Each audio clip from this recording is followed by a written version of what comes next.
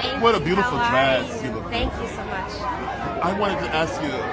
Can't wait to see 3 a.m. Thank What a you. beautiful How are dress you? you look. Thank you so much. I wanted to ask you.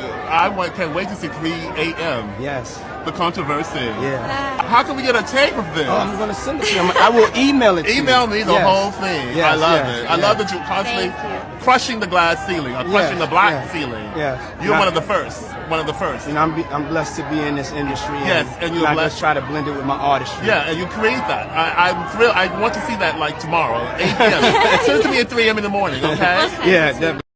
What's up, friends, foes, and subbies? I know y'all saw it. I know y'all saw it. I had to throw that clip in. Shout out to my sister Supreme Goddess for that because, man, it spoke volumes. He couldn't even hold it. That's how you know shit was real. But anyways, Cassie settles her lawsuit against Diddy's accusations. And I'm just like, damn, Cassie, how could you? But then I thought to myself, she is deserving of whatever compensation she can receive after enduring all that abuse. Money doesn't buy everything, but it could help with therapy and just a better life for her and her family. But the 30 million, if Cassie settled for less than, I will be highly pissed. If anything, she should have asked for more. Hopefully that's what she settled for. But let's get into the statements. Cassie's statement. I have decided to resolve this matter amicably on terms that I have some level of control. I want to thank my family, fans, and lawyers for their unwavering support. And Diddy says, we have decided to resolve this matter amicably. I wish Cassie and her family all the best. Love. It seems like Diddy dodged yet another bullet, but trust and believe, karma does exist. Money cannot save him. It does not erase his dirty history. But what I can say is, I believe personally that more victims are going to come out, and they are going to come out in droves, like the Cosby case. If Diddy settled that quickly with Cassie, do you know how many other women are thinking, this is going to be a payday for me too? Yeah. It's all about the Benjamins, baby. Yeah. It's all about the Benjamins, baby. I'm pretty sure you guys remember his ex that came out back in 2019 with accusations of abuse, of her miscarrying after Diddy beat her up while she was pregnant. He had caught me texting another man. We was in Miami, and it got really crazy that time. We was upstairs, and he had like, we were in his closet, and he like pushed me, and I fell to the ground, and then he like stood over me. So I was like laying on my back, and he stood over me, and he started like punching me like this. Like, he avoided my face, but he like started punching me like on the side of my head, and I was just like covering my face. And he did that, and then after he got done doing that, he like, cause he was standing, his legs were like in between me, so he like stomped on my stomach like really hard, and I like took the wind out of my breath. I couldn't breathe, and he kept hitting me, and I was like pleading to him, like, can you stop? I can't breathe. And he like stopped for a little bit. He like grabbed my hair from the back and like was like punching the back of my head, cause he was just avoiding my face when he was like hitting me. Yeah, Tasha K released that, and I did believe it. Even though Tasha K is messy as hell, I did believe that young lady when she told her story. But she ended up back with Diddy recently, and I thought to myself, shit, he must have paid her off. Something happened. Yeah, ego. This is something God told me to tell y'all, because they just cut me off right now, and they ain't let me say goodbye to y'all. But I'm a flow in the love space with grace and say thank you to the team that cut me off. Thank you to NBC. But most importantly, thank you to y'all for staying in the love frequency. Love, love, love! It's all love. Don't sweat the small stuff. And let's have fun. second chance at life, y'all. It seems like Gina's been very quiet. She has not posted on Instagram in months, hasn't said a word about this case. If she does, hopefully it will be some tea. Oh, here's some tea that you might have missed. You know that song Gotta Move On by Bryson Tiller and Diddy? Well, his ex Gina put him on, and she was highly upset when he did a remix with Young Miami. Cutting these off because they itch like a mother.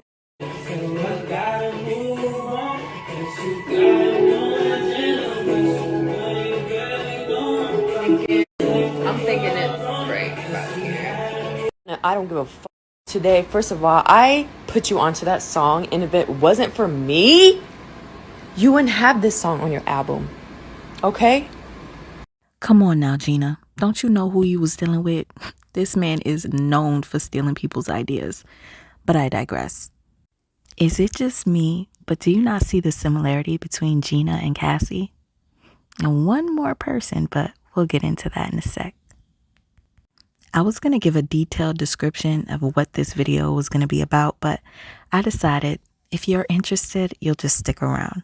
I'm pretty sure that those of you who are constantly scrolling through social media like me, you've come across this viral clip. This viral clip is a video that resurfaced from a psychic medium. So this psychic allegedly channels Kim Porter, and she predicts that on November 15th, 2023, that something would be revealed. Like, I was in complete shock. My jaw dropped. But there's something that seems a bit fishy to me. You guys let me know after I just share my thoughts. So, this psychic is now blowing up. You know, this news came out on the 15th. Don't you think that maybe it was planned? This world is literally all about business. It's all about illusions.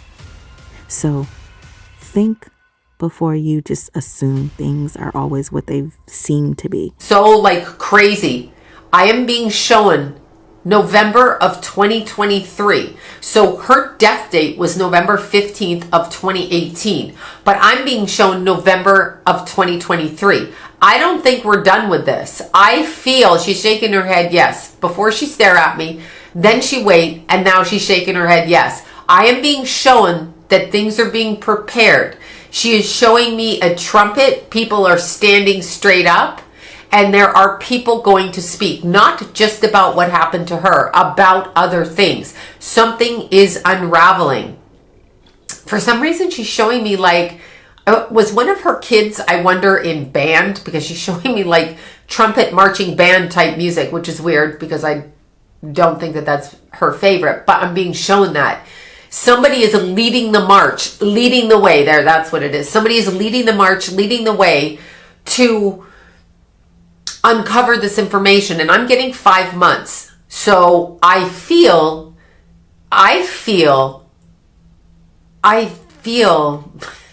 sorry, I keep laughing because she's like, out with it. Toxic metal exposure. Personal, private, written, handwritten documentation about what was said to her 3 months before she passed, what she witnessed, and the final straw that she couldn't take anymore. And it's not a case of domestic violence. It goes far beyond that and that. So it is domestic violence, but it's far, far beyond that. So she goes in a completely different scope. 5 months. The time is being marked. 5 months. So this is June, July, August, September, October, November. I'm going for November 15th. Or right around there. It's coming out. It will not be, you cannot keep this. She's literally, you cannot stop the truth. And she has, like, this is it. Rapper Azalea Banks also stands with Cassie, claiming once Diddy beat her up so bad, he sent her on a 3-week vacation to Hawaii so no one would see. Well. Back in October of 2014, Cassie was allegedly involved in an ATV accident, okay, in Dubai. The only reason I'm sharing this with you guys is because now I'm second guessing whether it was really an accident. This might be a reach to some of you, but Just stick with me. So Cassie goes on Instagram and she posts herself on an ATV. You can see her Nubian garb on her head, her Ray-Ban glasses. I feel like this was strategically to show us that she was about to go on an ATV. Her next post just happens to read, "And never again because I love my mommy." And she shows a photo of her broken Ray-Ban glasses. I personally feel like this was strategically posted so that she can have an explanation as to why her face looked like it did. Her next post says, "New Ray-Bans on my way home. Too much fun. Hashtag Dubai." What do you guys think?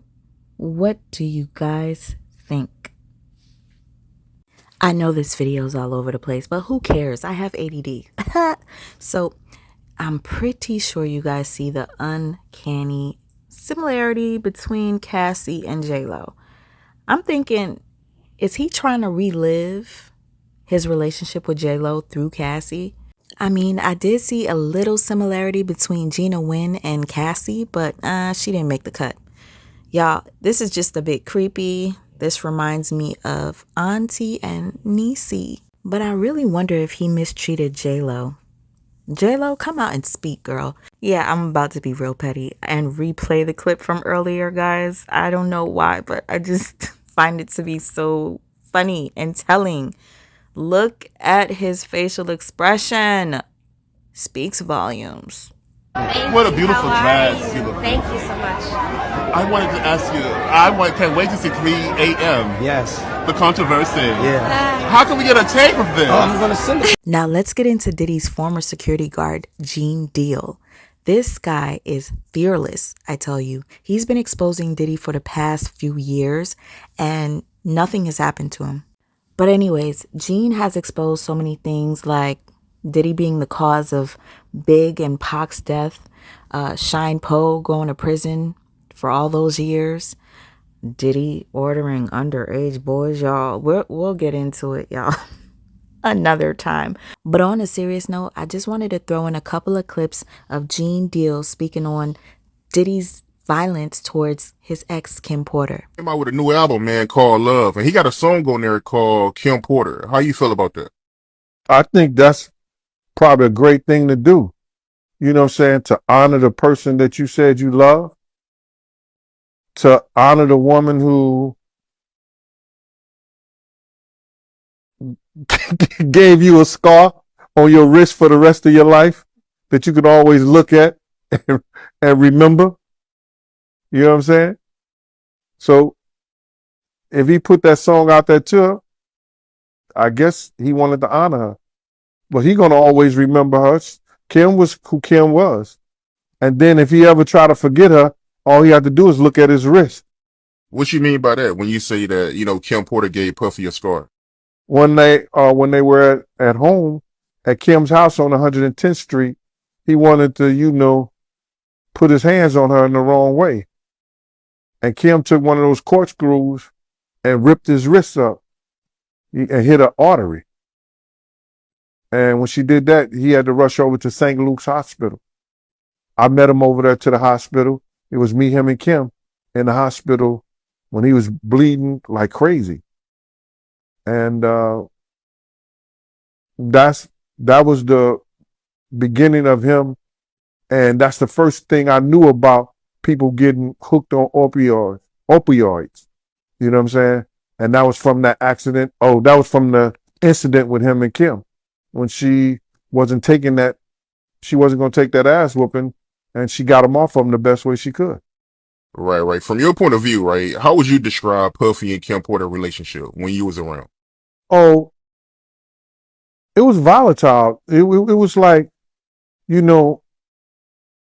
damn it she do, damn it she don't. Like Kim could not be with nobody else and he knew it. And he could do whatever he want to. You know what I'm saying?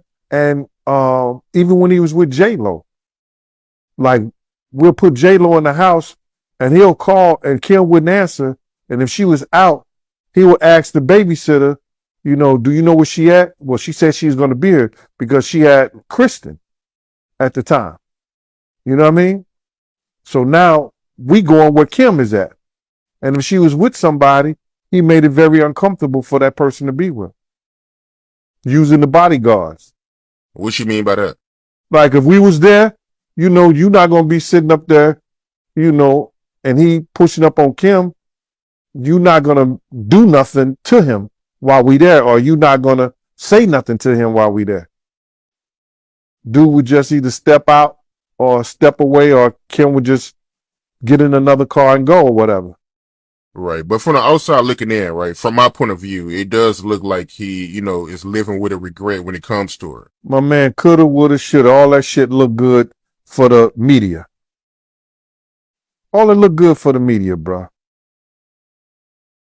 There was always abuse between those two, physically. But Kim got tired of it and she wasn't taking him. It seems like he got a lot of regret when it comes to Kim Porter now.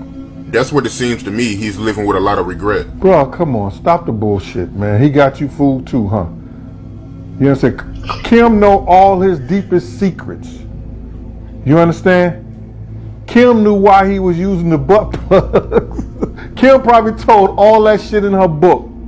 You understand? That up and got missing the day she died. You understand what I'm saying? Well, Gene Deal wasn't the only one that exposed Diddy. Here's a few others. Yash Kara, Jaguar Wright, and a rapper by the name of Aunt Glizzy. She's shaving the side of her head like that woman who drink blood. The last woman who did that was Cassie.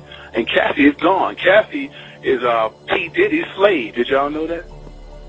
She is his slave. Oh, yes, she is.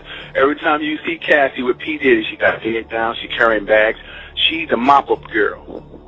When P. Diddy want to impress him, he's bringing on, he let Cassie go down on him. He let that dude pop her in the butt, and P. Diddy sit back and masturbate while she's being ran in by his partners. Did y'all know that? Well, I'll be damned. I'm trying to find this entire interview, but it seems to be wiped off of the internet. I did find a couple of clips. This was from 2018. This guy was on point when it came down to Diddy and Cassie's relationship. They told a story about Cassie one time, and she was saying someone had asked her why she cut her hair, and she was like, well, Diddy said he just liked it that way. And they said when she answered the question, it was like she was in a trance. Like she was just like, I just don't know. Diddy just said he would like my hair this way. And they was like so in awe, like how she didn't even have a thought about it. It was just what he wanted. That's how he operates. He has people followed. He has people watched. He does all kinds of fucking. He's a fucking piece of shit. Too much money. I feel bad for the kids. Although Jaguar Wright can be wrong, I don't think she was about this. According to multiple people, Diddy is beyond controlling and obsessive when it comes to the person he's with, and even his exes. He said the objective of Bad Boy is to kill talent. This allegation that Jaguar made seems to be true as well. Diddy had a couple of artists that some might find untalented, but I do feel like it's a control thing. Cassie, for example, she's beautiful, she's gorgeous, but she's really not a performer or a singer. She needed him to grow. She needed him to survive. She needed him to continue on her career. And there goes the power for you. We don't want talented motherfuckers at Bad Boy. Talented motherfuckers think they gotta say. Oh, a talented motherfucker will tell you, I'm gonna turn in my album when I feel like it. He said, but see, if we get people with no talent, and then we make them look like stars, see, we have total control. Because without us, they can't be the shit. He said, that's how we're gonna run this label, and we're gonna run these motherfuckers into the ground, and I'm gonna make all of you rich. And that was his fucking pep talk at the Kit Kat Club in 1996 to his interns, who are now mostly executives at Bad Boy.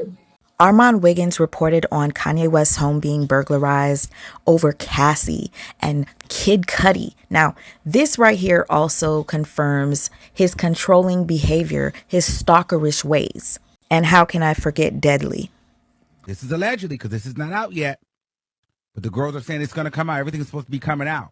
But the hot tea is, apparently, allegedly, Diddy was the one that had Kanye West's house burglarized in 2012.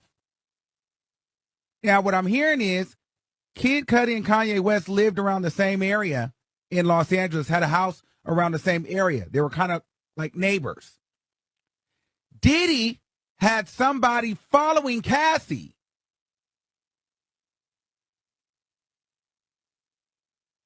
The person went back and I guess told Diddy that they were at Kanye. She was with Kanye at Kanye's house. So Diddy is like, Kanye, I'm going to send some niggas in there to ransack his house. But turns out Cassie was never at Kanye's house. She was down the street, around the corner, at Kid Cudi's house. Once Diddy found that out, then he blew up the car. This dude is literally a demon. Young Miami, you better stop letting him use you as a beard and run. We in the studio, and this girl in the studio, and she's singing, but the girl is Cassie at the time. I don't really know what's going on. I just know she's a big singer. I'm not a musician. I'm not a music guy at this time. I'm not into music. I'm just there with Shy, literally make sure Shy all right. I know like the popping people. While they been telling us like before we even get to the studio with him and Cassie in the studio, Wale was already telling us like, man, we about to go to the studio with Cassie. Man, Diddy be acting crazy over her. Diddy don't want nobody working around her, so y'all make sure y'all don't look at her too wild or make her feel uncomfortable. Or if you see her security guards with her, just prepping us on how crazy Diddy act over her. Like any guys that's around her in her vicinity, while Diddy not around, he kirks off, he goes off. We make it through the session. We probably like an hour in the session, like an hour into the session, maybe two. Her and Wale doing what they do in the studio, but they helping each other. It's just professional, y'all. It ain't nothing like, they ain't doing nothing weird. I don't feel no weird vibes. I don't see no flirting or nothing. It's really professional. They making good music. So I'm off, not paying no attention. I been heard what he told me before we walk in here about Diddy be tripping, but I'm just thinking like Diddy be tripping. I swear to God, y'all, Diddy and his security guards walked through this room. I told y'all. But I don't know. I guess they weren't supposed to be there doing it in person together. They were supposed to send it or whatever, but they was trying to keep and do it in person together because they ain't thinking Diddy gonna pop up in here like Diddy probably somewhere living his natural born life. At least that's what they thought. I swear, y'all, Diddy got like little secret people that follow her places. Like when she go in little restaurants, like his girlfriends, like he keep eyes on to see who they cheating on. Like he that crazy. It's some obsessive Diddy. Like it's crazy. The world know about it though. Like the crazy parties, Diddy be crazy over them girls. Like super duper stalking. Like he be having private investigators following him. No niggas can't go around him. He very controlling. I swear to God. So that's what the vibe is. So Diddy walks in. Diddy walk in, Wale and him in the bathroom. Wale and the girl in the booth, but they doing the music part. Me and Shy over here. I don't know it's Diddy who walked in. I just see these big security guys and a nigga in black, like it's a black sweatsuit and a hat. I can't really see who it is, but I know it's another celebrity important person because this room only important people walking in this room. This ain't even no type of room you can get in unless you're an important person. But he came in with aggression. They moving. But I seen security guards with him, so I knew it wasn't nothing for us. Like it was no threat to us or me or Shy. It was like control because they had to get in. They had to go through all this so you know it's somebody. And then I looked. It was like a glance once he got a little bit past me. I'm like, damn, that's Diddy. I ain't say nothing. I looked at Shy. Shy looked at me. I was not about to run in there. First of all, I'm here with Shy. I'm just not about to run in there and say Wale and be like, Wale, Diddy come like that. I would have died. Like that's out of my control. First of all, this Puff Daddy. I promise you. I don't know what gangsta I do in the street. Uncle Buck, this is off my list. This is off my radar right here. I can't do nothing with this. I'm gonna stand down. So man, Shy like, oh. So as they go in there, they go back there, but they shut the door. It's a blind. It's a studio part, the booth part. It's like a blind back there. Like it's a pop. They do orchestra back there. So with a booth at, it's like an orchestra, like a church show. You can open it and you can see in the studio where they record, or you can shut it. Like don't y'all ever been to a graduation in the blind shut? You can shut the blinds and you can't even see back there. Diddy and them went back there and shut the blinds. All I heard was a rock, but not punches, like shit, like moving around, tables and shit. But I'm like, oh. So me and Shy run to the blinds. We peeping through the blinds. I'm peeping through the blinds. Shy peeping through the blinds. I swear for God, it's a balcony in the studio, like an out balcony. You can see over the back. I swear to God, my grandmother, they got Wale over top of his feet. They got him off his feet, hanging off the balcony. Like, he hanging off the balcony. They dangling by his feet. I can't really hear what they saying. I'm like, Shy, man, be quiet. Shy don't know what's going on. First of all, Shy can go back and help Wale. This is man. He can go back to Shy. Ain't must move. I swear to God. Shy like, man, what they doing? I said, man, they got him over the balcony by his feet. They like, man, no, he don't. That ain't him. Like, so that is him. We knew it was him because we know what type of shoes Wale wore to the studio, and we seen them jump up in the air. So who put on Wale's shoes? Nobody. That was Wale's feet over there. So boom. So I'm like, Mo, what the hell is going on? But Wale had already hipped us to this, that Diddy is crazy about this Cassie girl and nobody could be around her, this, that, and the third. Now, if you needed tea back then, Lipstick Alley was the place to go. That's actually where I heard the rumors about Cassie being beaten by Diddy. Now, let's get into some of the comments that were left under this thread back in 2009. 2009, guys. And the crazy thing is, a lot of it matches up with what was said in the court documents. January 12, 2009. Someone posts, according to a reliable source, Diddy beat the shit out of Cassie for talking to another guy. He pushed her to the ground and kicked her in the face. And this is not the first time he has hit her. Details to follow. So here's the story. Last night, Diddy and Cassie were out at a club in Los Angeles. Cassie apparently was chopping it up with some producer a bit too long for Diddy's taste. Diddy goes over to her, grabs her arm, and starts going off on her in front of the dude. At this point, they proceed to leave the club. They get in the limo and Cassie is mouthing off and bops Diddy upside the back of the head. Of course, all hell breaks loose. Diddy smacks her in the face and is shaking her and shit. His bodyguard tries to intervene, telling Diddy to chill. They continue arguing all the way back to the house in the limo. Once they get there, Cassie runs and grabs her shit like she's leaving and goes walking off down the street. Diddy goes after her and proceeds to knock her to the ground, at which point he kicks her a few times in the face. The bodyguard pulls him off of her. Cassie, crying and bleeding, is then taken to her hotel by one of the assistants. The next day, Diddy has one of his assistants go on a $20,000 shopping spree for gifts and has them sent to Cassie's room. The person then says, well, I'll be damned if this ain't some old Ike and Tina type ish. Diddy is a motherfucker. This allegation matches what was said on page 14 of the court documents. Line 66, it says, in January 2009, after Mr. Combs learned that Miss Ventura spoke to another music producer at a party in Los Angeles, he became enraged. She had hoped speaking to this manager would allow her to further grow her career and that Mr. Combs would be happy for her. But instead, he became extremely angry and pulled her out of the club where the party was taking place. In the car leaving the club, Mr. Combs beat Miss Ventura, pushing her into a corner of the vehicle and stomping on her face. Mr. Combs' security staff, Roger Bonds, which means Roger Bonds is a witness.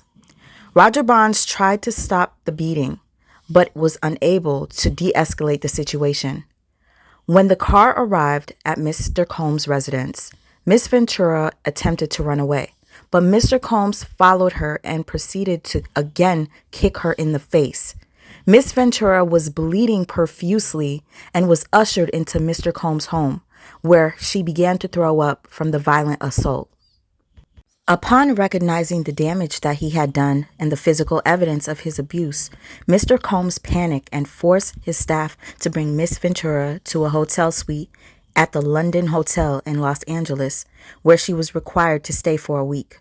During this stay, as her injuries from the beating healed, Miss Ventura began to fully realize that Mr. Combs' tremendously loyal network not only knew about and witnessed his assault, but also that these witnesses were not willing to do anything meaningful to stop Mr. Combs' behavior.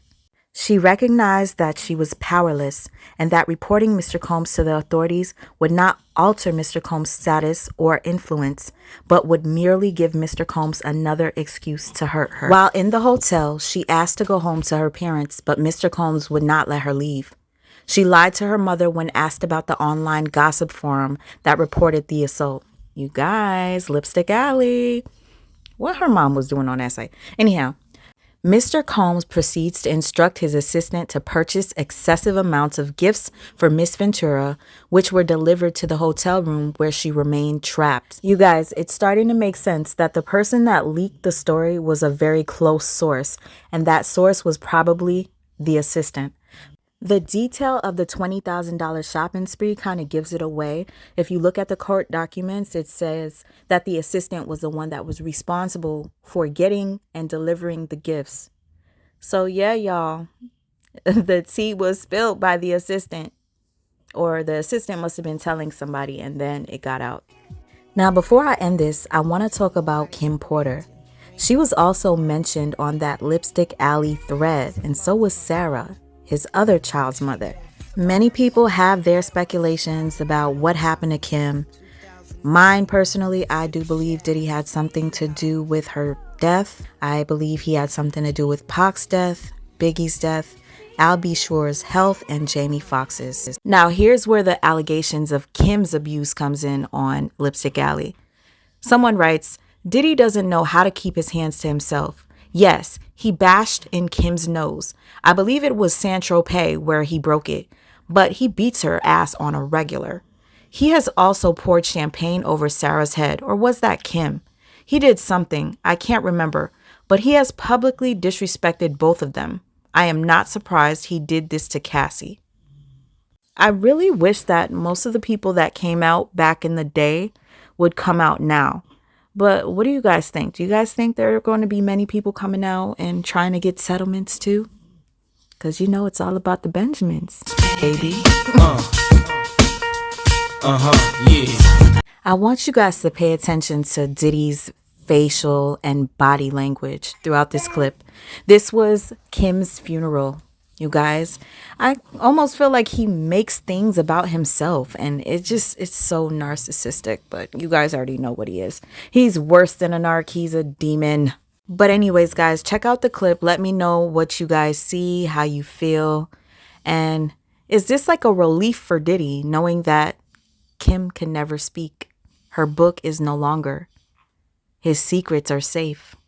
I don't want to end this off too sad, so in dedication to Kim, I wanted to share with you guys a couple of music videos that she was in that you probably didn't even recognize her from. And also a cute little clip with Al B. Sure. I had no clue that he wrote for Jodeci, and one of the songs, one of my most favorite songs, was dedicated to Kim. I hope you guys enjoy the video, and may justice be served for everybody that has been hurt by this man. My other girlfriend. And we're going to release these birds, and as they release, you know, we're going to think about Kim, and we're going to think about this family. You ready? On the count of 3, we're going to lift them up. 1, 2, 3.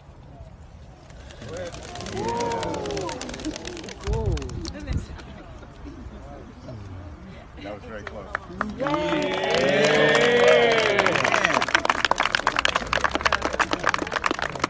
Always being up, once in a while was understandable. Where did I go? Where did I go wrong? Was it my fault or your fault? Sat down and thought about it over more. Came to the conclusion that you were confusing. Cause all along I thought it was wrong. I thought it was wrong.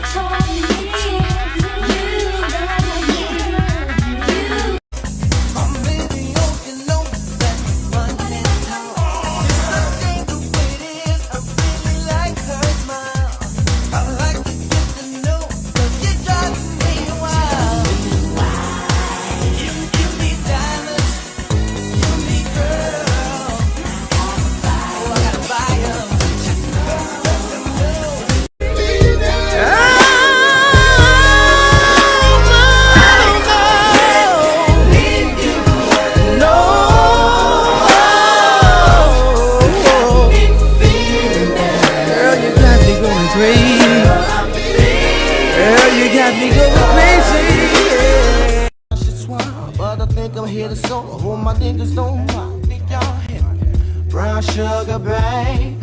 I guess high off of love, don't know how to behave. I must admit, I really dig your operation. Every time we on the phone, you got the sexy conversation. So now you hope to be the woman of my dream. And while I'm sleeping, you be creeping, robbing me clean. So let's groove with the smooth operator. Just sound so smooth.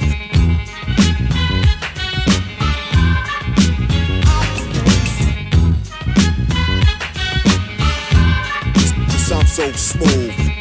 Right between the eyes. Oh, my baby couldn't do the cha-cha-cha. No, she couldn't do it. What's it I do? Just starting to work it down. Work it on down. You want me to put it? You want me to put it? You want me to get it right? I started to write the song, Forever My Lady, and it was about Kimberly. The song was about Kim. So you having my baby, it means so much to me. And I remember they were working on the song and they couldn't come up with the lyrics. And Al looked at me and he was like, so you're having my baby. And I was like, ah! Forever My Lady ultimately became the title track of Jodeci's debut album and a #1 hit. White men like Trump need to be banished. No, demons like you need to be banished. Before I go, let me give you an update. Diddy's lawyer releases a statement following Cassie's lawsuit settlement. Just so we are clear, a decision to settle a lawsuit, especially in 2023, is in no way an admission of wrongdoing. Mr. Combs' decision to settle the lawsuit does not in any way undermine his flat-out denial of the claims. He is happy they got to a mutual settlement and wishes Miss Ventura the best. Ben Baffman, lawyer for Mr. Combs. This is complete bullshit. Bullshit. The settlement spoke volumes, okay? So, Diddy, since you want to take it there, I can't wait till all the other victims come out. There might be some male ones too. Get ready, y'all, because it's going to be a lot of settlements coming, or this billionaire is going broke. If anyone's interested in hearing the full 35-page documents with no interruptions, no commentary, let me know down below. I know some of y'all don't like reading, just like I don't. Surviving Puffy. You ready for this shit? I'm ready for this shit. Let's get it. So check this out, yo. Justin, he's in. You ever seen the movie 48 Hours? Right now, he's having 48 hours with Diddy. Him and where we hanging out and what we doing. We can't really disclose, but it's definitely a 15-year-old's dream. What's up, man? You good? I'm good. How are you? Right, young brother, everything's good? Everything's Selling great. out arenas and everything? Starting to act different, huh? No, You ain't been calling me and hanging out the way we used to hang out. Well, I mean, you try to get in contact with me, through all my, partners and whatnot. Mm-hmm. But you never really got my number, so. Correct. Okay. Rest in peace to Kim, Biggie, and Pac. Diddy, watch out, because your time is coming, and no money is going to be able to save you. Thank you all for watching. I'll catch you on the next.